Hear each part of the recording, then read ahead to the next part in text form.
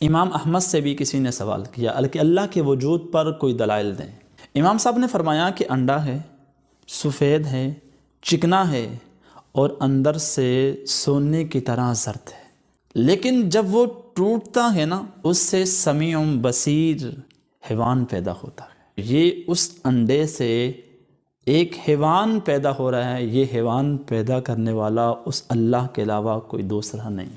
भाई अल्लाह की ज़ात हमेशा से है, हमेशा रहेगी। अल्लाह की ज़ात हर जगह है, हर वक़्त। वनहनु अक़रबु इलैहि मिन हब्लिल वरीद, मेरी शाहरग से भी करीब है। इस तरह फरमाया वइदा सअलका इबादी अन्नी फ़इन्नी करीब, कि जब आपके बंदे पूछे ना कि अल्लाह कहाँ है, फ़इन्नी करीब, मैं तो आपके करीब हूँ।